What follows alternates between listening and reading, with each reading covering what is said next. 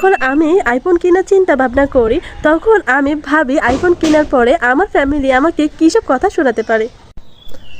তোমার মেয়ের এত বড় সাহস, ও এত টাকা দিয়ে মোবাইল কিনতেছে। ওগুলো কোন ধরনের পাইজলামি করছে? ও গড়ে এগুলো থেকে কি করতেছে? ও যদি এই টাকাগুলো আমাকে দিত, আমি ব্যবসার কাজে লাগে সংসার এগুলো চালাইতে পারতাম, তোমাদেরকে খাওয়াইতে পারতাম। ও এত টাকা দিয়ে মোবাইল কিনছে কোন সাহসে? ও আজকের পর থেকে যাতে আমার সাথে আর না কথা বলে। ওর সাথে আজকের থেকে আমার আর কোনো সম্পর্কই নেই। আমি কি করছি? আমি কি ওরে বলছি জানিতে? ও নিজের থেকে না নিছে, আমার নাম জানিছে, আমার কেন বকো? ওরে আবু আজকে আসুক তারপর ওরে দেখাবো।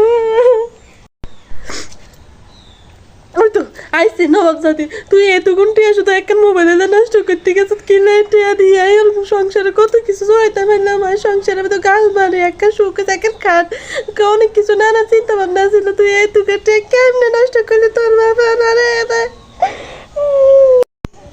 আপু, শুনলাম তুই নাকি আইফোন কিনছিস। এবার থেকে তোর মোবাইল মানে তো আমার মোবাইল, ঠিক আছে? আমরা ভিডিও বানাবো, রিলস বানাবো, টিকটক বানাবো।